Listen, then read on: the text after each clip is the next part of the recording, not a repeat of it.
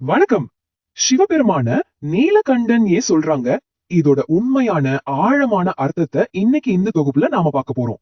கைலாயத்துல பார்வதி தேவி ஒரு சூப்பரான கேள்வி கேட்டாங்க. ஆலாகால விஷம் உங்க இதயத்தை தொட்டு இருந்தா என்ன ஆயிருக்கும்? இதுக்கு நேரடியா பதில் சொல்லாம சிவன் சிரிச்சுக்கிட்டே மாங்காடு ஊர்ல வாழ்ந்த மாறன் அப்படிங்கிற விவசாய கதைக்கு போறாரு. ஊர்ல எல்லாரும் ஒரு பாம்பு அடிக்க நினைக்கும் போது மாறன் மட்டும் அது சிவனின் படைப்புன்னு அன்பா பாக்குறாரு.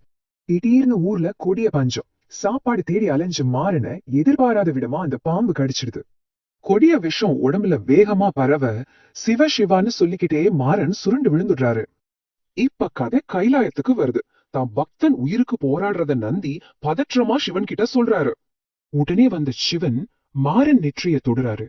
ஆனா என்ன ஆச்சரியம், அவர் அந்த விஷத்தை நீக்கவே இல்ல. இத பார்த்த பார்வதி தேவிக்கு ஷாக்.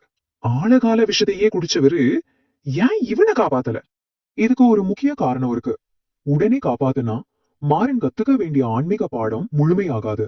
சிவன் அந்த பாம்பு கிட்ட விசாரிக்க, பசியாலையும் பயத்தாலையும் தான் கடிச்சேன்னு அது கண்ணீரோட சொல்லுது.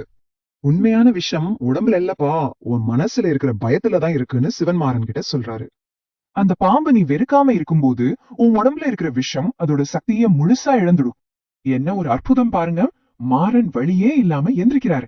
அவரோட அன்பே அந்த விஷத்தை அழிச்சிடுச்சு.